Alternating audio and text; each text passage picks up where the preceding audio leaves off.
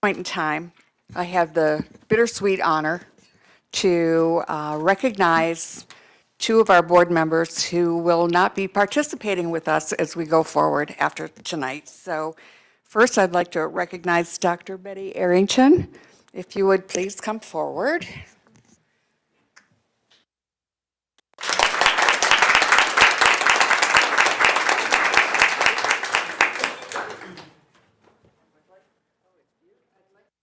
Betty, this lovely remembrance of her time served, her effort put forward. And how did that feel? Now that you're. Thank you. And I want you to be sure to know how much we all appreciate the lives of the people that have come before us and who we have served over all those many years. About you and Eleanor, how back in the day we used to be the only 3 women on this board for a very long time. So I have a very special connection to this recognition tonight. So thank you very much, Betty. Oh, thank you to all of you.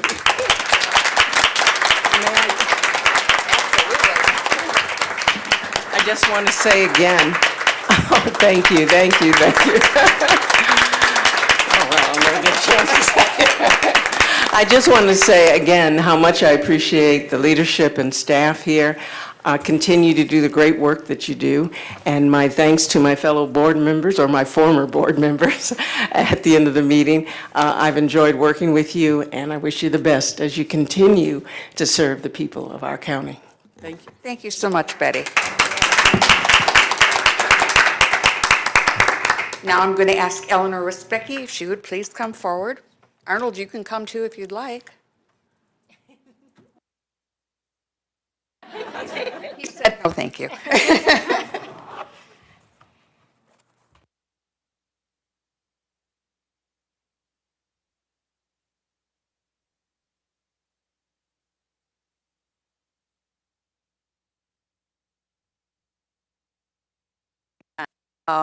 I can't say enough how much I appreciate how much you've contributed to this these many years. I won't say time served. I learned from my faux pas there, but there are no words to really extend how much we enjoy your free time, but we do continue to miss your input. So thank you.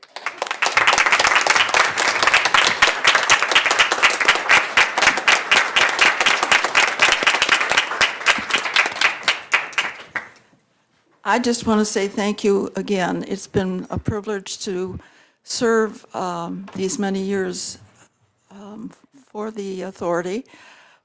And I've enjoyed really the board members, the staff, and the consumers. And I'll remember you all and look forward, hopefully, to come back once in a while just to see what's going on. Thanks so much for all your support, and good luck. I know you'll do well. Thank you.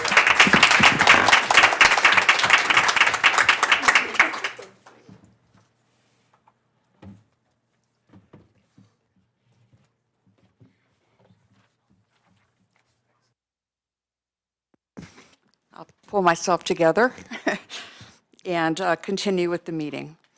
Would you all please stand and join us for the Pledge of Allegiance?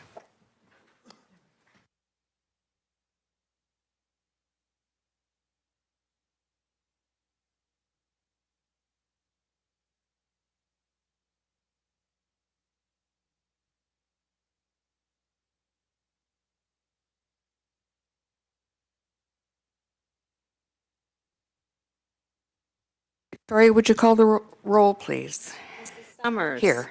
Dr. Hans. Dr. Arrington. Here. Ms. Newman. Here. Dr. Taub. Here. Dr. Klotz. Ms. Schulman. Here. Mr. Rubin. Here. Mr. Landsman. Here. Mr. Furman. Ms. Kucherik. Thank you. Are there any changes to the agenda? Hearing none, is there a motion to approve the agenda as presented? So moved. By Ms. Newman, is there a second? Second. Dr. Arrington, all in favor, please say aye. Aye. Opposed? Thank you. The The next item is our first opportunity for public comment. Is there anyone here who would like to step forward and talk to us tonight? Hearing none, we'll go on. And I would entertain a motion to approve and accept the items in the consent agenda. Is there a motion? Move. Ms. Newman, is there a second? Dr. Landsman, I just promoted you. Mr. Landsman. All in favor, please say aye. Aye. Those opposed? Okay, thank you. Our first presentation for the evening is the healthcare integration. Oh my gosh. Care coordination. Dr. Lawson?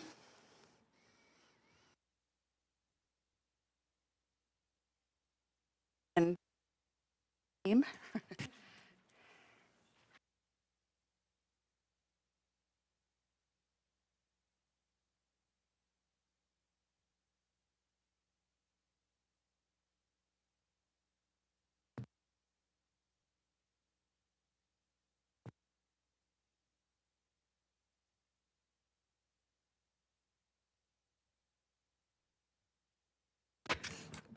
Good evening. We're all getting settled.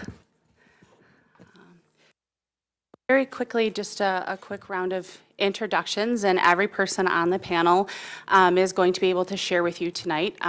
So I'm here with Lisa Price, who is a graduate of our complex case management program. An accomplishment. Yes, without a doubt. You accomplished with me. Susan Stevens, one of our nurse case managers who has presented to you before. Valerie Gomer, our certified community health worker. And of course, you know Dr. Rosen as well. So thank you very much for the opportunity to be able to talk with all of you tonight about our care coordination and complex case management programs. So I wanted to spend just a moment with you on definitions because they're very similar, but they're also very distinct, and it's important that we continue to draw the distinction between the two. So when we talk about our care coordination efforts, that really centers around the work that we do with the Medicaid health plans in terms of our shared incentive at the state, and we have a methodology for identifying people that we both serve that are considered high risk, and we do shared plans at a very high level payer type initiative. And then, of course, the Care Connect 360 and the Care Bridge all comes into that level of work. However, when we talk about our case management, our complex case management, this is very intensive, very people-focused, spending a lot of time face-to-face and on the phone with the folks that we support. And all of the credit for that goes to Susan and Nicole Brown, who has gone on to different pastures. I'm not going to call them better because they're just different. And Val, who are all really crucial, important members of that team. But the complex case management is very prescriptive, and it is part of our NCQA accreditation. And so we really don't have a whole lot of leeway in terms of changing what that looks like in terms of how it's provided to people, because if we have to be very prescribed in order to achieve NCQA accreditation. Whereas the care coordination efforts, they are driven statewide, but they're much more flexible in terms of we could kind of add to it, expand it, we could put a little local flavor, if you will, to it. So that's why they're very different, and it's important that we continue to draw that distinction. So some of the history and accomplishments, our care coordination efforts started back in 2013, 2014. And we really gained momentum in 2015 when we started doing the shared care plans with the Medicaid health plans. And the incentives were added into our contract. And so just really quickly, again, we'd work together statewide, all 10 PIHPs, all 11 Medicaid health plans, to develop a method of how do we identify people who we both serve who are really high risk. And so we look at things like psychiatric and medical hospitalization, if people have had access to primary care in the last 12 months, how people are using the emergency department. And we then launch this partnership, or we launch a shared care plan between the two entities to make sure that services are wrapped around people who are deemed high risk. Complex case management was a long time in planning when we decided to become NCQA accredited at this organization. We knew that we were going to have to implement a complex case management program. And so there was a lot of pre-planning and a lot of building work and writing program descriptions and making changes into our electronic healthcare record. And we were so thrilled that when we launched in April of 2018. So we're just coming up on our first year of implementation.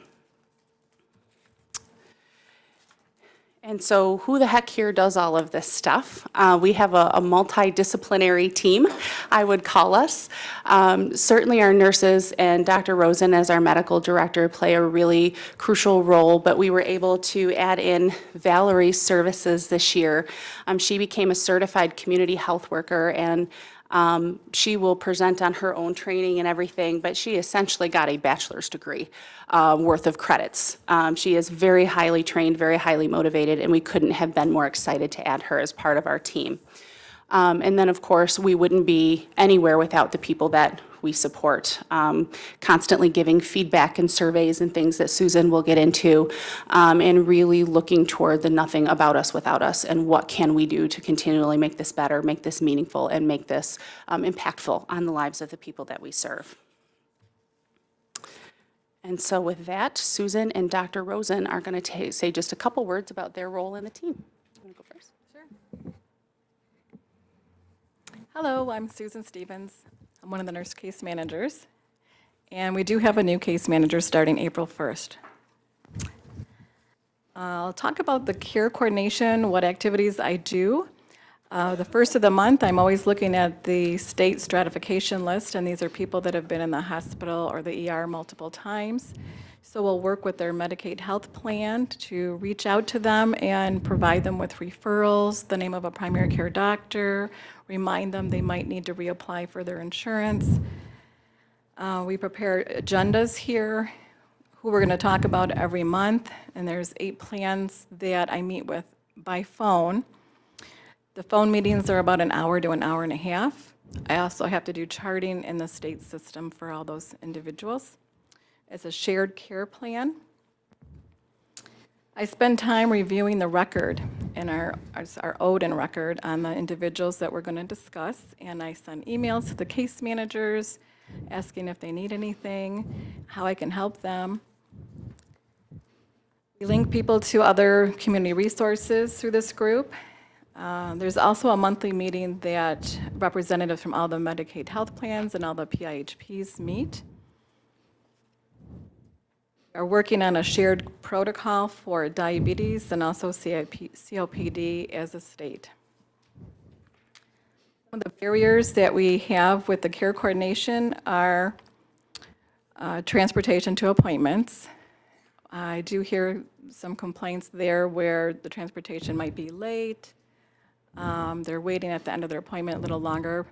And it's hard to know why, but I think it's because the drivers might be picking up other people and traffic and running them late, things like that. But there are numbers provided for them to call to check. Sometimes people feel very overwhelmed that they have a lot of medical conditions and they're not ready to maybe see those specialists. So the Medicaid health plan has people on their side that also do call the individual and offer assistance, as well as us and the case managers. Successes with the care coordination would be we link them to a primary care doctor, or we were giving them a list of a cardiologist or a lung specialist if they have COPD.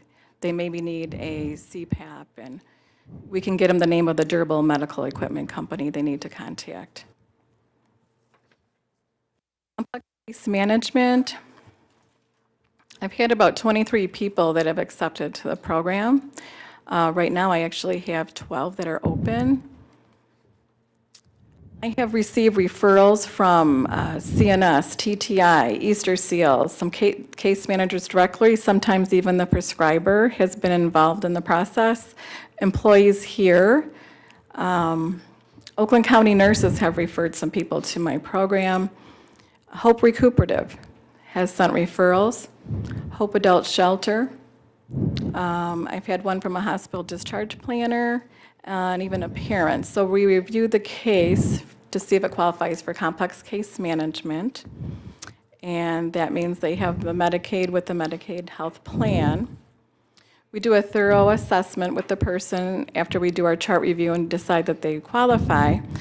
So the assessment's more than just basic nursing. It's also, do they need therapy? Do they have depression, trauma they've had in their lives? And then we help them set up a care plan that's directed by them. They tell me their needs, and I evaluate my assessment, and I guide them on what I'd recommend that they do.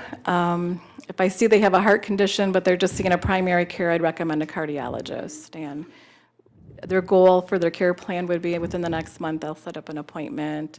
I teach them how to set up transportation. So it's really one-on-one with me versus the care coordination is kind of phone calls behind the scenes, emailing the case manager, and then the case manager kind of gives them the message. I'll do specific nursing education for their health conditions. If they are diabetic and they're on insulin, they might need help learning how to actually do that. What are their locations on their body? They need to give that to themselves. We do action plans for COPD. If they have congestive heart failure, there's action plans, meaning if I'm doing well, I'm in the green zone. If I'm not doing so good, I'm in the yellow zone. If I need help, I'm in the red zone. I better call my doctor, or I might have to call 911. I might attend a medical appointment with them if they need that help. If they need that extra help where they can't remember the directions or how to take their medications, I'll help them with that. I've actually had to transport someone once to Detroit to have his heart surgery completed because the transportation did not show up.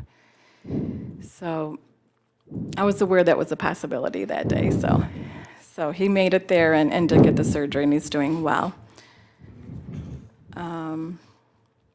So we work really closely with their provider.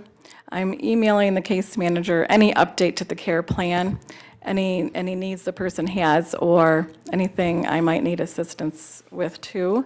So they're well acknowledged on how the person's doing and what's needed. I document in ODIN, especially right into the complex case management program. So it's separate from where the case manager would put their notes. And then right now, well, TTI and I share the ODIN. Complex case management has a separate area we do our notes in. So it's not mixed in with their notes. Barriers to the program would be durable medical equipment the person might need and it's not covered, like a shower chair. I have found that is one of the biggest barriers. That's not covered. Blood pressure cuff. It's not covered if they need to monitor their blood pressure if they have congestive heart failure. Scales are not covered by Medicaid as well. So we have some funds set aside. We're assisting for those individuals. Successes, we're looking for more confidence in their ability to care for themselves. And when we initially start the program, we send out a survey to evaluate how confident they feel in caring for themselves. And then at the end of the program, we send them the same survey to see how they feel and look for an increase in that confidence level. We're also doing another survey by phone. MSET does this survey where they call the person and ask how do you remember your case manager's name and how they feel, that they feel very satisfied with the program or dissatisfied, and we're just weighing that out and how to overcome any people that are dissatisfied, how we can help them or improve our program. That's it. So, you know the saying, it takes a village to raise a child. When you're dealing with complex issues, it takes a team. And that's what's so wonderful about this complex case management initiative, because Susan, along with Nicole, who are very knowledgeable clinicians as nurses and who have a wealth of experience, meeting together with the physical health side, and the people on that side are feeling overwhelmed by the complexity of the issues. But when you have several people working together to help someone, the chances of helping them rises greatly. And we know this from our experience with our Outcomes Improvement Committee, where we put a bunch of people together and talk about very challenging issues. So we all know the statistics that people with serious mental illness die much sooner than the general population, but we also know that if we bring into place the supports and services, those needless and premature deaths don't have to happen. So this is it's an NCQA initiative, but we're doing it because we're really helping people get better, and we're demonstrating that recovery is possible, even in the most challenging of situations. Good evening, everyone. I'm Valerie Gomer. I am the CHW Community Health Worker. The qualifiers, you have to be a certified peer support specialist. They wanted at least a high school diploma. We went through 126 hours of training. It was brutal at times. It's the state of Michigan. Pam Werner oversaw those trainings at times. I became very nervous. The activities that we went through, group interviews, cultural cues, presentations, self-care techniques, critical thinking, and projects. Some of the core skills that we had to walk away with were communication skills, interpersonal and relationship building skills that aids in connecting vulnerable populations to health systems and to reduce social isolation. For individuals to receive appropriate services and know the resources for overall wellness. That's the advocacy and outreach piece of this. We promote access to service providers and how to navigate through the social service system.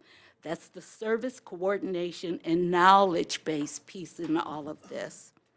We promote health education on preventative chronic disease, physical activity, and nutrition. That's the education and facilitation, piece in all of this.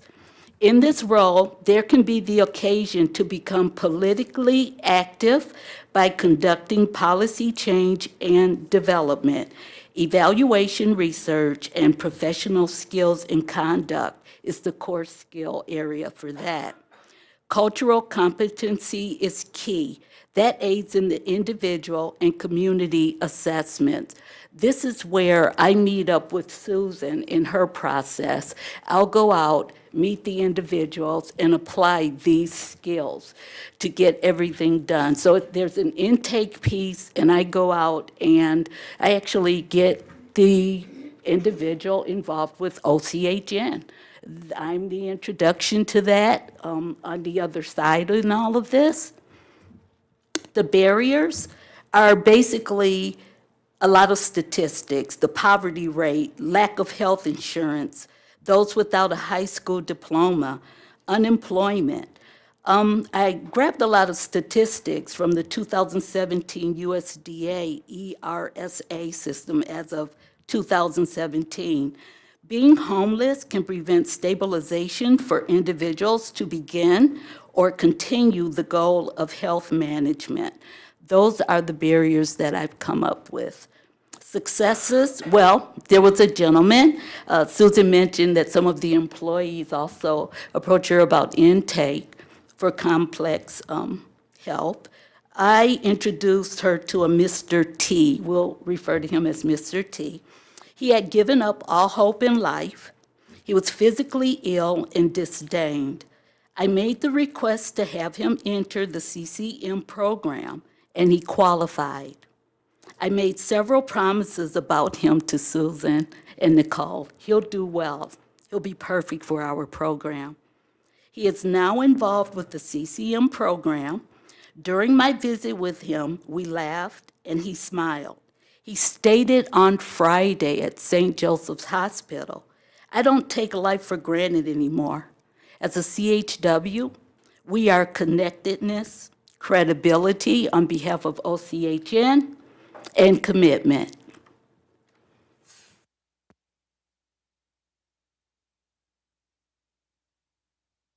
Everybody, my name is Lisa, and it's really cool to be here, part of this program. It's my pleasure to be here with the Oakland County Health Network nurses, caregivers, and the full staff. Because of Nicole Brown, sorry, her nursing care was so fabulous. She showed me that I'm no longer a victim, but I'm a survivor. And nursing is not only what you do, but it's who you are. Each one of you have that certain love about you, and the whole program itself, integrates. But you can tell everybody who gets along here and loving and handshaking and just smiles. But she went above her nursing care. She set up appointments for all of my medical needs. She also made sure I had transportation, and if nobody was there to transport me, she would do it for me with laughs and giggles.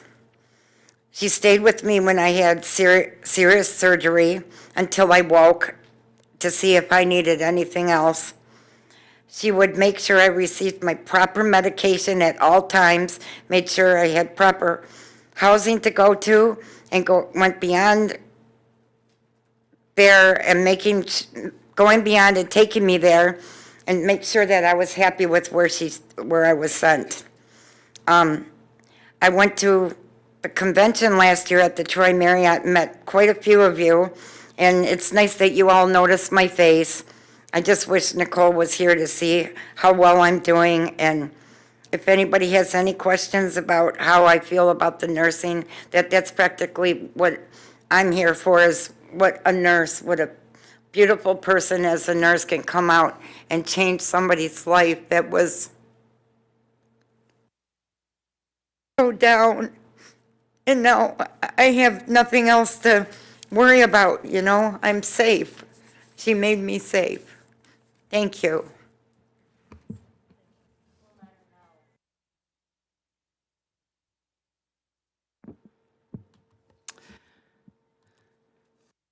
I don't know that you can get a better sense of the impact of CCM than what Lisa just provided. But certainly, just to give you some quantitative data around that, we have 50 people currently open with care coordination. As Susan had said, our numbers are up. About 23 people now have accepted working with our complex case management program, which of course is voluntary, like everything else that we do. Qualitatively, we hope that people have a better experience better health and wellness, and certainly receive an increased sense of empowerment over their own health and their own wellness. And so the surveys and things that Susan had talked to, because we're only coming up on 1 year in, we're still just now compiling that data and getting to that data. Financial or funding impact. Program costs, certainly our staff time. We use our population health software, which I've presented on a couple times. That's 100% grant funded. Susan did mention that I forgot to include is we did set a few $1,000s of some of our local funds aside just to help people gain some of the medical equipment that are not covered by the health plan. So things like blood pressure cuffs, scales, shower chairs that certainly people need and they're required, but the health plans don't cover. We just felt that it was an important investment to make sure that people were safe when they were coming home. What's really neat about this program is because so much of the work that we do in integrated healthcare is tied to our shared incentives with the health plans, is that as a direct impact of this, we were able to bring in just over $1.2 million last year in incentives from the department. So in addition to all of the wonderful work and the impact on people's lives, there is a financial gain, I guess, if you will, to all of this. So the follow-up after hospitalization that you see, which is just over $400,000, is a shared metric with the Medicaid health plans, which ensures that people that we mutually serve, if they go to a psychiatric hospital, that they are seen by a qualified professional within 30 days of discharge. We did meet 100% of across all health plans for all quarters last fiscal year. We also then had to supply a narrative related to our integrated healthcare activity. So how are we using things like CC 360, how are we engaging at the local level with FQHCs and things like that. And that earned just over $804,000 worth of incentives. I would be remiss to say that our own S&T did part 2 of a narrative, which also scored 100% and brought in an additional $804,000 for the total incentive pool of just over $2 million, which we were able to earn into FY18. So we were all very, very happy. That's an added bonus of the impact that we're having, in addition to the impact of the lives of the people that we serve. And so with that, if anyone has questions. Thank you. Appreciate it. Thank you very much for the presentations. I am a fan of complex care coordination. Actually, I'm a fan of care coordination in general because I know the more you're involved with the people that we serve, the more that the payer plans and whatever you want to call them, MCOs, ICOs, there's so many different labels for them, but the more they're engaged in transitional care, continuity of care, the lower the cost of direct medical care is, the lower recidivism is. So I think it's wonderful that with our efforts, we've earned a number of incentives, and it seems like from looking at the numbers that the incentives actually far and away offset the cost of having our folks that are doing the services, which is really nice. So that takes me to I had 5 questions. I'm really down to about 3, which is really good for me. Because you answered how many unique persons, how many people are in the program. So, 2, 3. So one of the questions I have is how many people that are that I would have categorized from my days of being in a payer of the high, so high volume users and high cost of care. So they put them in those are the folks that end up on your list that are up in what would have been the upper right quadrant, if you will. How many of those folks are no longer on there because of all this intensive coordination by your team and by the various payer teams? Do we have anyone that's off that list?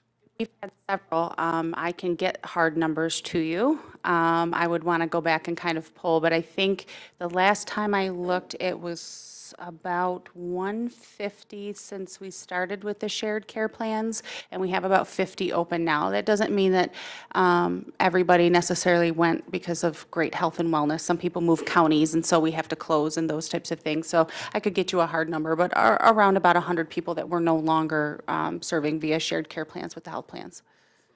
Even though there's always going to be the next group of people that being on the top 150 of your list, if you will, that means that the program works because people fall off that list for whatever reasons. I think that's amazing. The next question I have is, I know there's a lot of overlap. You commented about it in the coordination going on with us and with the payers. We earned those incentives. I don't know if they earned incentives as well, but I know that by putting a little bit of care coordination, administrative staff focused on those efforts on their side, they reduce their hospitalizations, their cost of care. Any sense of how much savings they gain on their side from participating? No, unfortunately, they hold rates pretty close to the vest. And what I can say is I do know not everyone earned 100% of their incentives.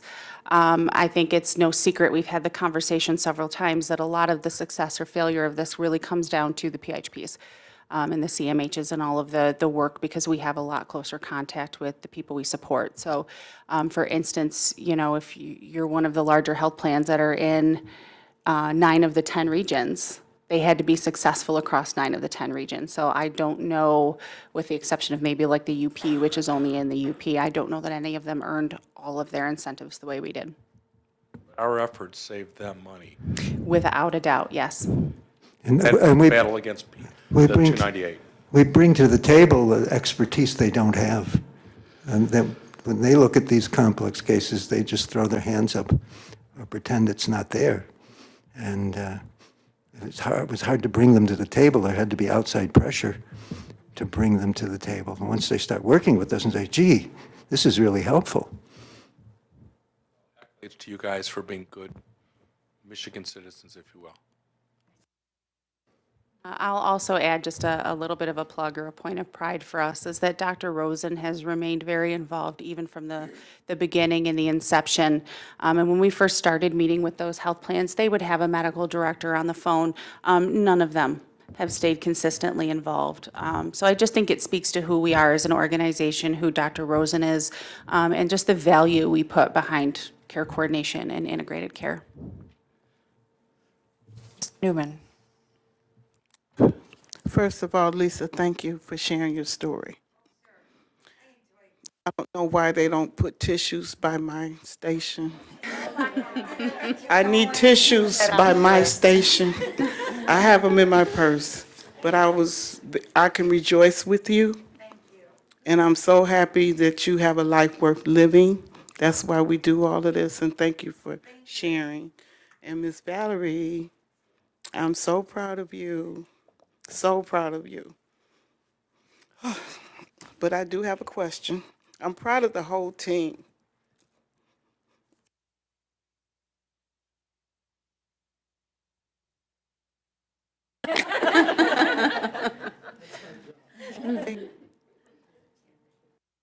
This makes all of what we have to go through on our side, on the staff side, it makes it all worthwhile when you hear stories like Lisa's.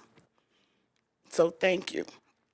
One of my questions is for Susan.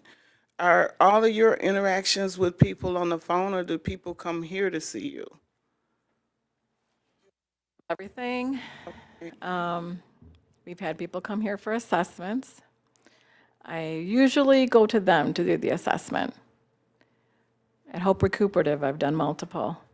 I can go to shelters, their home, meet them at Easter Seals, meet them at CNS, make sure it's a safe place. I can do it by phone if they want. It's optional. I usually do call, see how they're doing. I can review their care plan by phone or in person. Other question was, who provides the transportation for the people? The that's being Medicaid served? health plan has transportation services for medical appointments. I can also, if someone is disabled, we can link them up with the Smart Bus. There's also a reduced fare application. I recently sent that to someone to give and fill out for the person a new person I just opened. Thank you. Sure. So if I can just add to the transportation piece, because complex case management's so short-term, and we really try to push that all of the entities that are responsible for things like transportation to medical appointments are held accountable to that. So certainly Susan and Val do a lot of work just helping people learn how to set that up. But Susan had kind of anecdotally brought up a situation that I'm going to brag a little bit more for her. A gentleman that she was supporting through complex case management who had really serious cardiac issues, had to go in for open heart surgery, and his ride just didn't show. So 5 a.m., Susan took the phone call, my ride didn't show, I'm going to have to cancel my open heart surgery. And she got out of bed and threw on some clothes and went and got him down at the hospital to make sure that he got what he needed. So when we talk about things like 298, that's why. That's why, because that just wouldn't happen anywhere except someplace like here.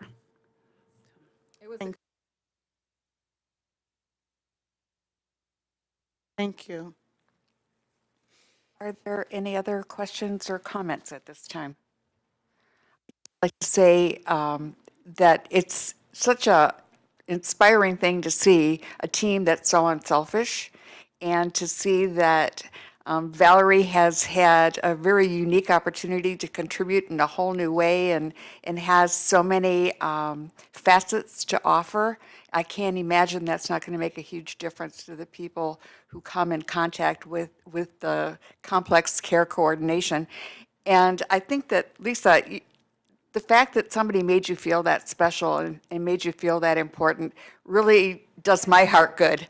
It really does. And I can, well, and I can see how positively you are, your outlook is, and how good you look. I can see that there is a real success that is worth perpetuating. So thank you all very much for offering your time and effort and telling the story. Appreciate it.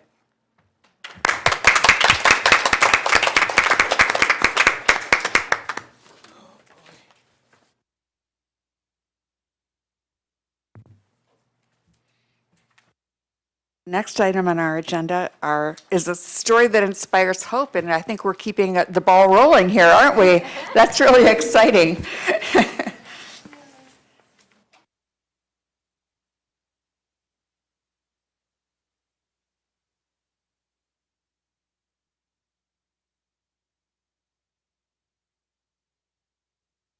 Ducks in a row here.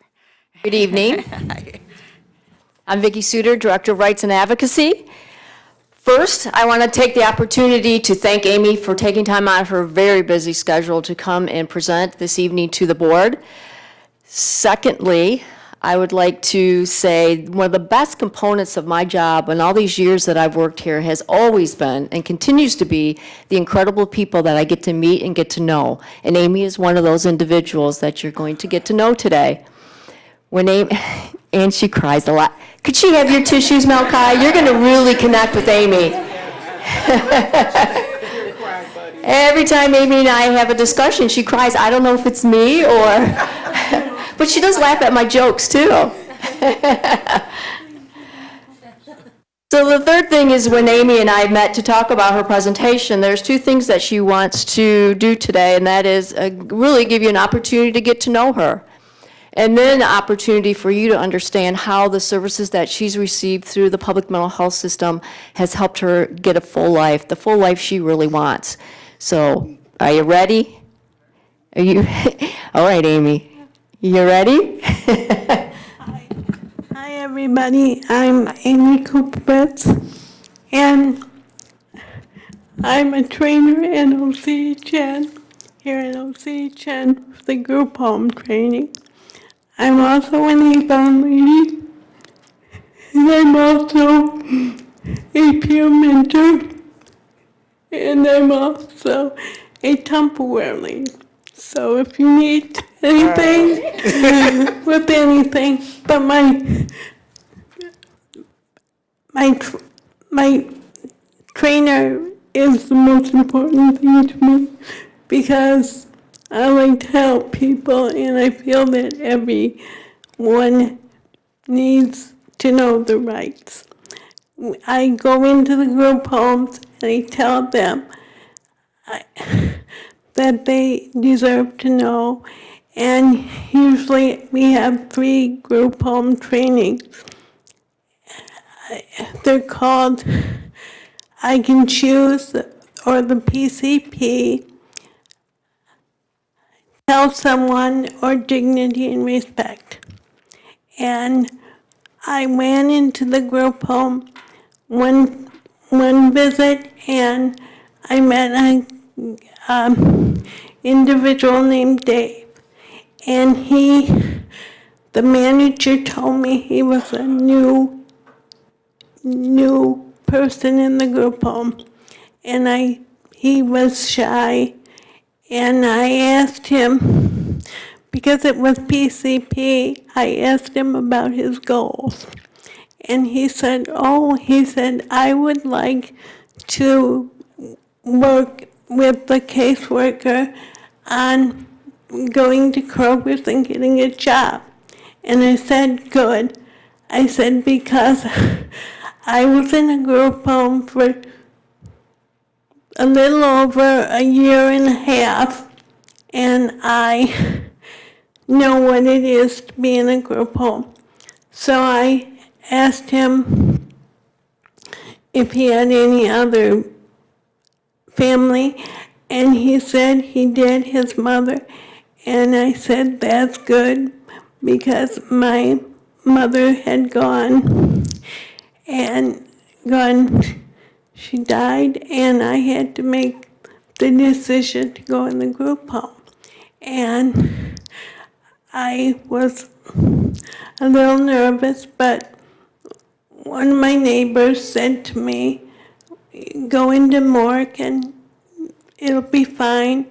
You'll have support.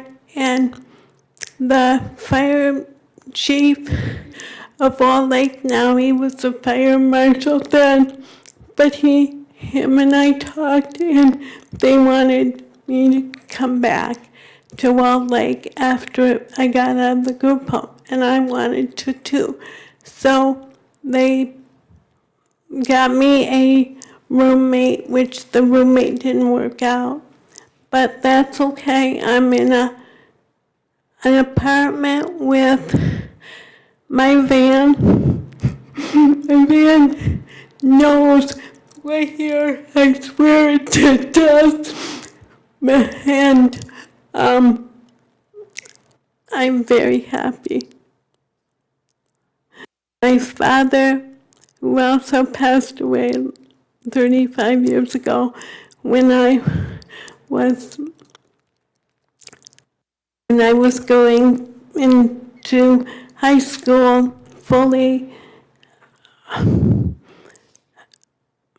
in a regular school, he told me not to, he told me not to elaborate on my disability, but find something in common. So I loved Tanya Osmond, and that was what I had in common. And I finally met him at the Masonic Temple, which is a personal dream come true. But I'd like to say that here the services at OCHN and all my service wouldn't be possible for me to live. I do have self-determination, and that's how I pay for my staff and an agency to help me with my daily needs. And also my van for the gas for the van. So it is a dream come true for my job. So I'd like to thank everybody, and thank you for your patience. So Amy, could you... She brushed over the Donny Osmond experience a little quick. So I want her to give you a little bit of detail about her experience with Donny Osmond. Well, that would take 45 minutes because he gave me 45 minutes of his time. And that was very nice of him. He couldn't believe that I knew every song he sang. And when he was in Joseph, I met him, and he couldn't sing any of his old songs because he was contracted for Joseph. So what he did for me was he would give me a word, and then I'd give him another word. And he couldn't believe how much I knew about him. So I watched the Donnie and Marie show when I was younger. So I have a question for Amy. Anybody else ever watch the Donnie Marie show when you were younger? Okay. So yes. So I want to know, are you a little bit country or are you a little bit rock and roll? A little bit rock and roll. Yep. Any questions? Are there any questions for Amy? Well, we want to thank you, and pink is definitely your color. I think I saw in your presentation that you had pink on other times. It really, does it make you feel happier? My blue is the color of my my training shirt. So blue is very, very important to me. Hey, I'm stand corrected. I love pink though. You look good in pink, though. She failed to mention she also likes to shop, so she was hoping she'd get it done in time to go to the mall. I think we can make that happen for you. Any comments? Annette? I just want to say I've known Amy for years now. She has been my Avon lady and my Tupperware lady, but mostly I have known her as a coworker. So I see her here in the office doing training and participating on so many of our committees and RFP groups, and you name it. Amy has a very valued role here. When I saw that your name, we've changed our board meeting agendas to have stories that inspire hope, and we're hoping to invite people to share their stories. And when I saw your name, it occurred to me, I don't know Amy's story. I know her as a coworker, but not the details of your story. So I thank you, because sometimes people do have a hard time envisioning somebody working, living in their own place, self-directing, hiring their own staff, owning your own transportation, and just generally leading the good life. And I see it in you. I've seen it in you for years, and I'm glad the board could hear your story and me hear more about your story. So I know that you indeed are the epitome of what we want to see for all people. Thank you. Thank you. Thank you. Okay. You did a great job, Amy. I knew you would. And she didn't cry the whole time. But it's okay to cry. I told her it's okay to cry. This is a safe place for that. Yes, thank you so much. Thank you.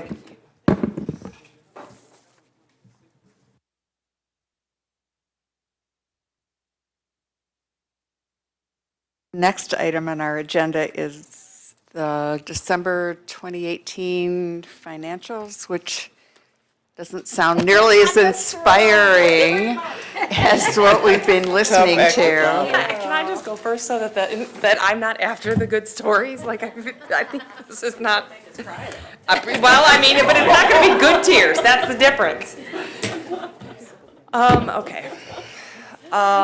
So I have financials. You're looking at December financials.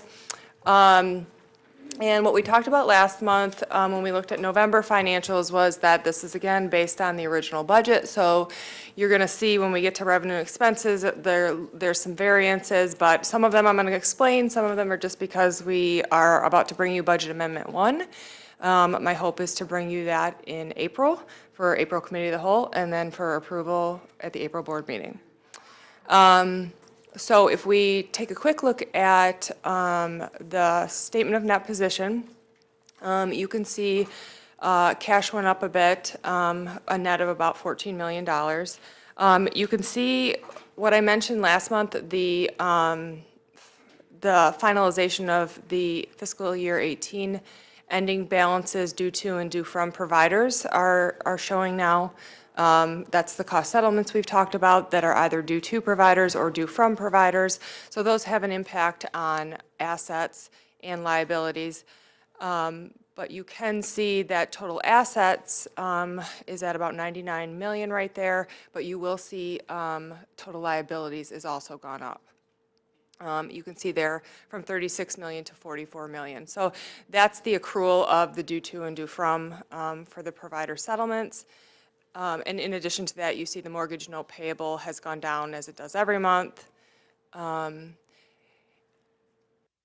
Total changes for the fiscal year to date is about $3 million, but we'll talk a little more about what's going on in December in particular, that expenses are a little higher in December than we would typically see in a month. Does anybody have any questions on the statement of net position before I move on to revenue?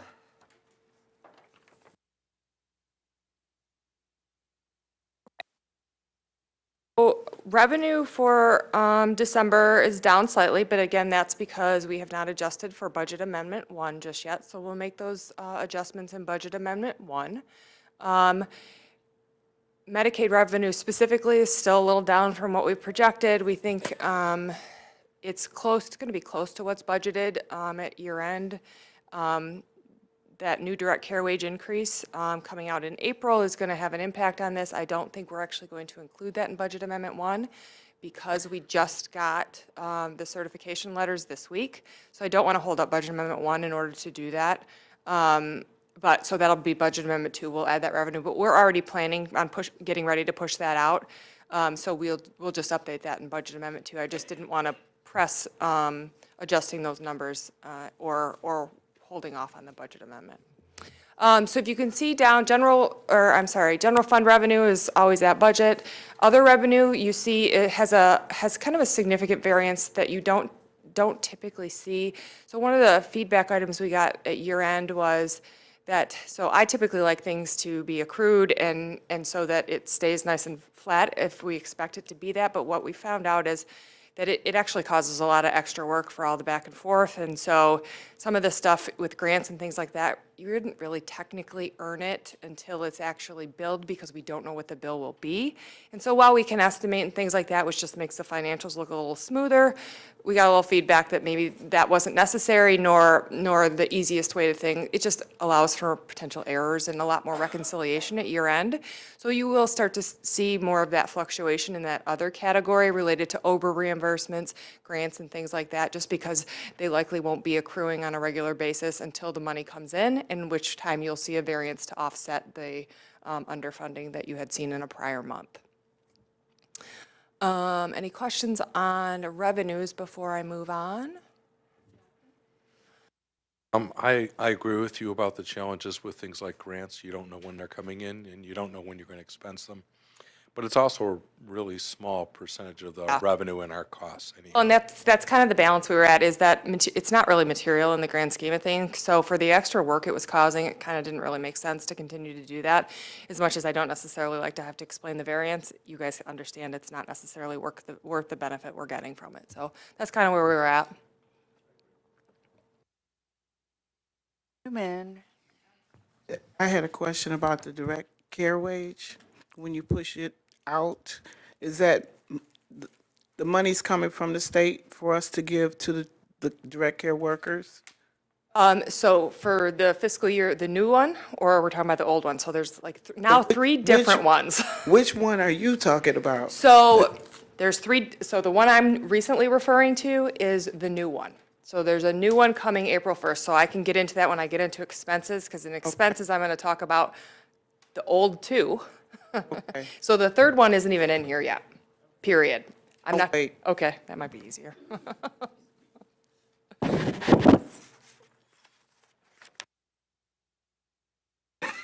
All right, so expenses. So what you see in administration there, that's some year-end accruals going on, and the two payments to our healthcare insurance, so that's a little over. That one fluctuates back and forth for that reason exactly. But the bigger thing I wanted to point out on expenses was, you see, if you look at core provider adults and residential providers, those are over budget for the month, and that's because we pushed out the first 6 months of the 2 direct care wages that we had been funding. So there was the first one that we initiated in fiscal year 16, which was 50 cents. That was our choice. There was the second one that was initiated, I think that was last fiscal year, or maybe it was 17, I'm trying to remember right now, that was the department-initiated one, so that for the total of $1. So that, the first 6 months of that all went out in December. So that's why you see expenses over budget for the month, is really just because we pushed that out right before Christmas in case providers wanted to push out adjustments to staff before Christmas. So that's why you see that going on there. The new one that starts in April, we have not put in anything yet. So what we're trying to do is proactively adjust fee schedules and things like that, and calculate the amounts and everything, so that when we start to collect the money, then we can start to push it out. Like I said, we just, as of, I think yesterday, got the certification letters that actually show the amount. So I want to make sure they calculated it right, because that has been an issue in the past. Not that we don't, I mean, they did not include employer-related taxes in the last one. We still covered that. So those are things we chose to do because it wasn't realistic to ask providers to cover that. I just want to take a look at it before we start to put any numbers in any documentation. So that's why you see that December financials are over budget for those two particular categories, which is the primary place you'll see a direct care wage adjustment. The other place you might see it is vocational, but because vocational is all on our service models, those have been going throughout the fiscal year. So eventually, when we change residential funding to the new rate structure, we will do that as well. It's just that they were on the old rate structure, so we had to push it out in lump sums to be able to calculate it appropriately, basically. So now that we've brought in the residential providers, will we be paying the providers directly? Yeah, so we did that with this push out of that first 6 months. Anyone we contracted with directly, we paid directly. So we didn't do that kind of where we had to work through a core provider if we didn't have to. That was kind of, if we didn't have another way to get it to people, then we had to do it that way. Otherwise, yes, we did pay people directly. Yes, we like to make it as streamlined as possible. It's far more cumbersome than it might sound. It gets all calculating the hourly amounts for everybody, and then somebody did it last year, and now they're serving additional people, so they have to, I'll be happy when it's all in the rates and we just adjust the rate and it's done. So that's happened in December. The other thing we noticed in December, if you look at vocational services, you see they're down a bit in December. So I reached out actually to one provider to talk about that. From what I understand, the weather and the holidays and all that have a pretty significant impact on vocational services. And so when we talk to a couple of providers, that's what it is. If you see December is down, but if you see year to date, you can see most of that is actually happening because of December.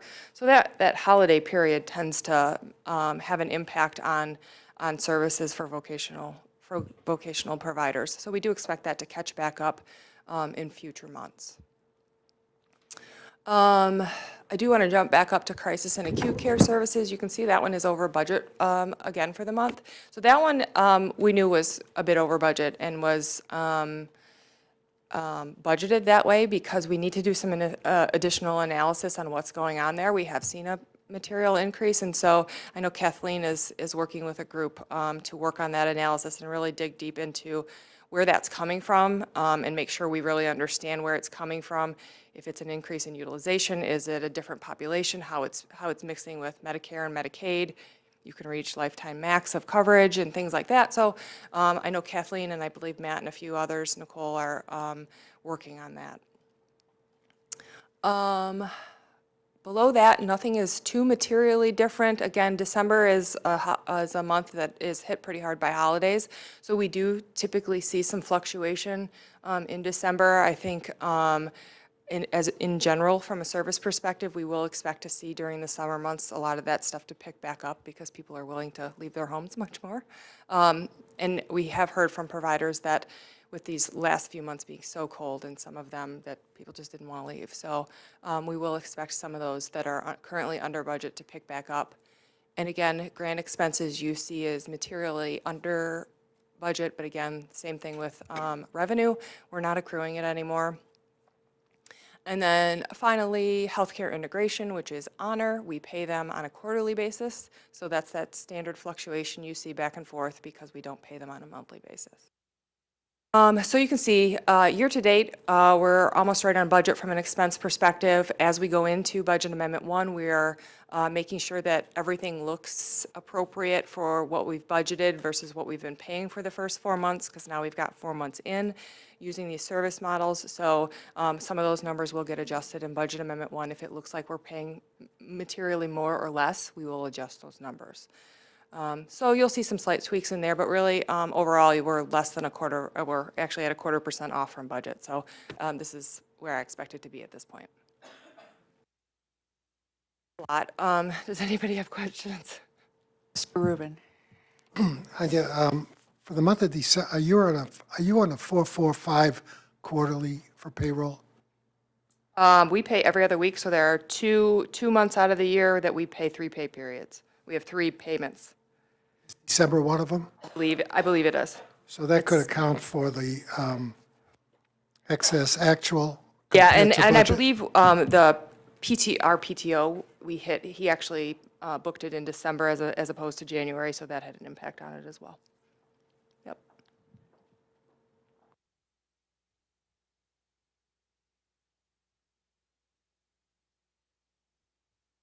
Question that's off topic, but on topic. How are we doing with year-end, with the year-end audit? So we finished year-end reporting on time and submitted it. I was in the room with many of you at 5:52, whatever day that was.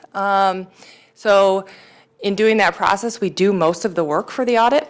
So at this point, we've got people filling out processes and looking at procedures and things like that, but really the account reconciliation and everything is done for the most part. So we're doing all of the legwork now that we can behind the scenes. They'll come out, I think, maybe it's the second week in August, I think they're on site. So they'll come out, they'll meet, I'm sure they'll want to meet with at minimum Judy and potentially others, and meet with a few of us staff, but I expect it to be pretty smooth. You know, as you guys know, I had Riemann in to help with year end, so that made that process far smoother, and it's all done. Like, there's not a whole lot left to be done. April, not August, right? That they'll be out? And physically here? Is that what you? Yeah, Did you I say said- August? Yeah. Oh, I'm sorry. No, I didn't even catch it at all. No, not Just wanna make August. sure. They're coming in April. April, okay, that's what I thought. I'm jumping to the warm weather. I have no idea where that came from. I don't know. Oh, it's been a long day. I have no idea. Okay, that was it. Yeah. Beyond it. Are there other questions at this point in time? I think we're all good. So now I have for you the PIHP contract amendment number 2. I did bring a copy if anybody would like to see any details. So this is just the standard practice of, we go through group contract negotiations with all PIHPs.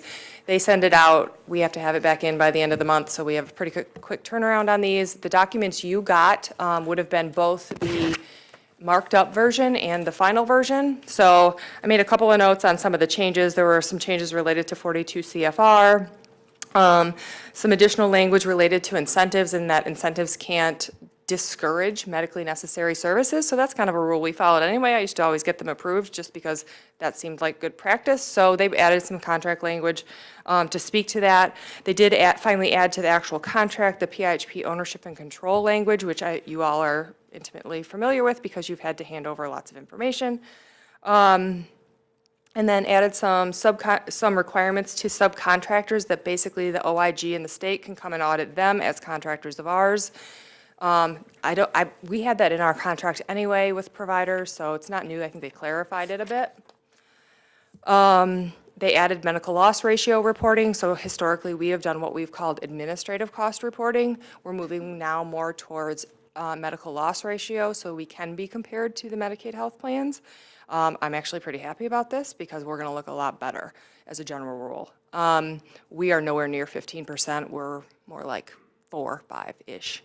They added that. They added the requirement of the gain, which has been pretty controversial. I think they did extend the date to not have to be implemented until 10/1 of 2020. Correct me if I'm wrong, Kathleen. And then updated compliance examination requirements and reporting requirements. So that's the gist of this very large stack. If anybody wants to see the detail, I would be happy to share. Otherwise, I would be looking for a motion to approve this contract amendment.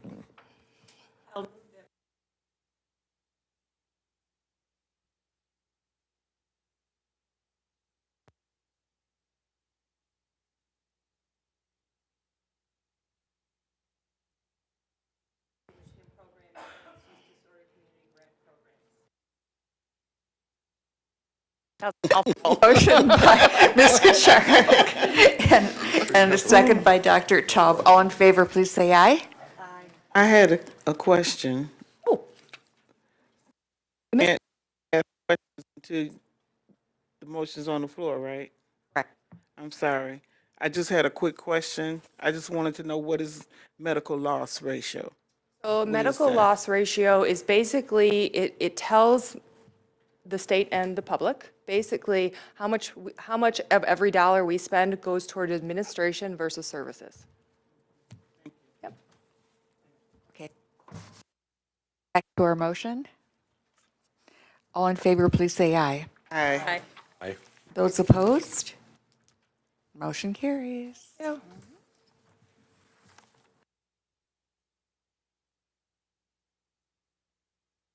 Next item on our agenda are the reports from the Recipient Rights Advisory, the Citizens Advisory Committee, and the Oversight Committee. Rights Committee. I actually don't have a report because I was unable to attend, and I don't think we had another board member attending for me. On to the Citizens Advisory Committee, Ms. Schulman. This report is from the February 20th, 19 meeting. Mike Daly, Manager of Customer Service here at Oakland Community Health Network, shared updates about transportation efforts at OCHN. I just wanted to say that Mr. Daly will be presenting later in the, I think it's in May, on these transportation updates, but it was very exciting at the CAC because we all know that transportation is huge. Barrier for the people that we serve. And this is a little bit complicated, but I want to read it because it's really important. And Mr. Daly and staff worked tirelessly to get these grant applications in. Some of them were last minute. They got on them. They got them forward. It took a lot of work and a lot of coordination to get these through. So 2 MDHHS, Michigan Department of Health and Human Services, block grant opportunities were awarded to OCHN dealing with transportation. The first grant is entitled Oakland Community Health Network FY19 Rural Transportation Voucher Project. Beginning in April, OCHN, along with the Tri-County Veterans Network and Freedom Road Transportation, which is an established local nonprofit agency, will begin collaboration on the project. These are not Medicaid dollars. The second grant continues the 2019 grant through year 2020. The total of the two grants is $96,000. A third grant in the amount of $1.05 million was awarded to Southeast Michigan Integrated Platform for Paratransit Services, in which OCHN is collaborating with SMART, the Detroit Department of Transportation, Area Agency on Aging 1B, SEMCOG, SEMCOG, which is the Southeast Michigan Council of Governments, Menlo Innovations, a software company, and the Ann Arbor Area Transportation Authority to create a one-click online booking platform for scheduling trips on paratransit buses between Metro Detroit's 3 largest mass transit agencies. OCHN is a community partner with this effort and wrote a letter of support attached to the original application. This grant is part of a state award of $4.7 million in grants for mobility projects.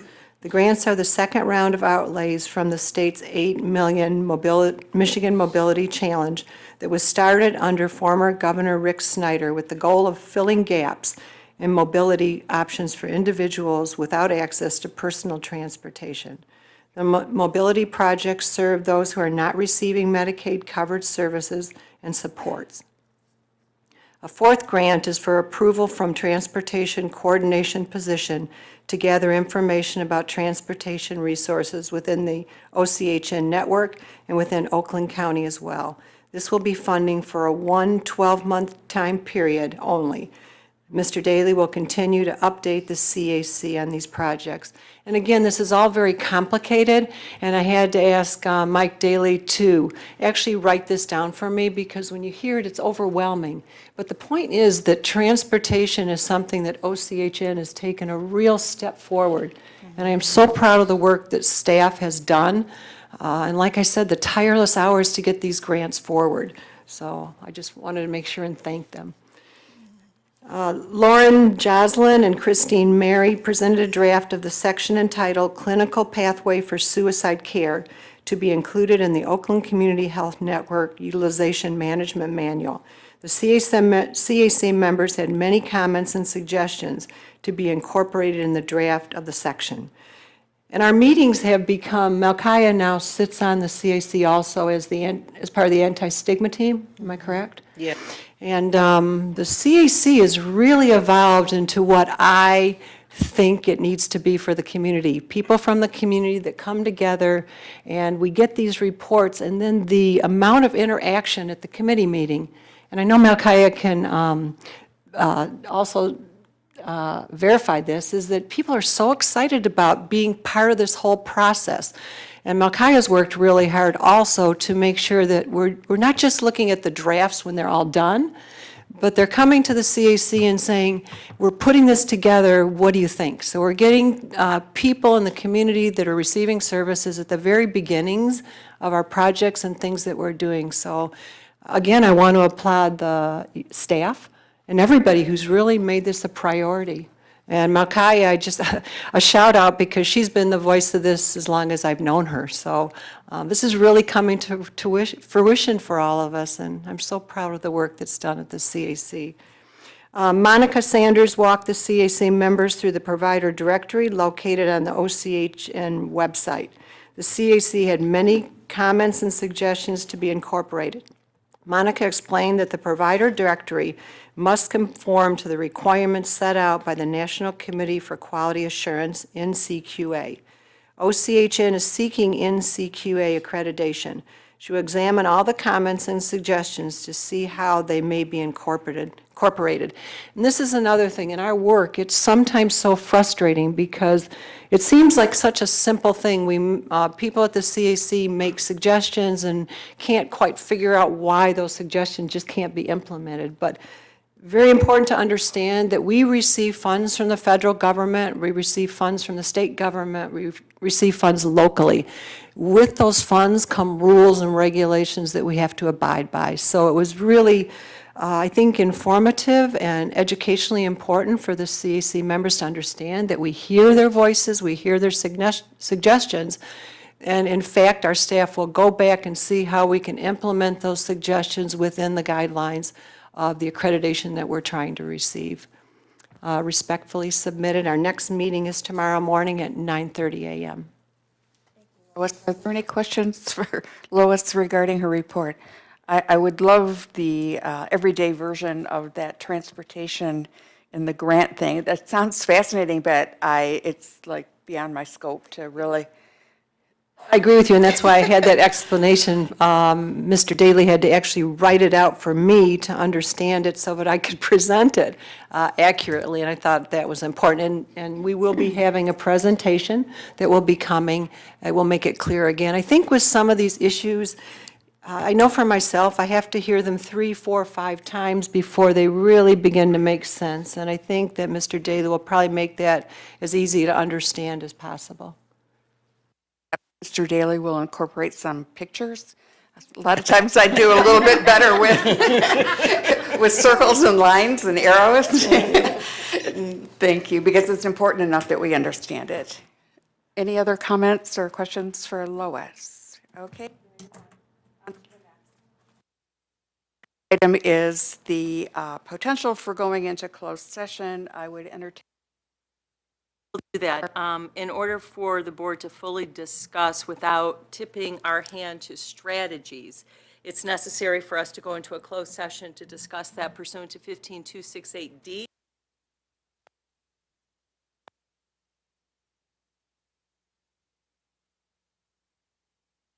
A second for Ms. Kucharik's motion. Ms. Newman, we need a roll call and we need at least 8 votes. Yes. Yes.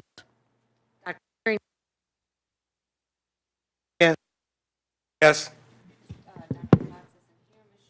Yes. Yes.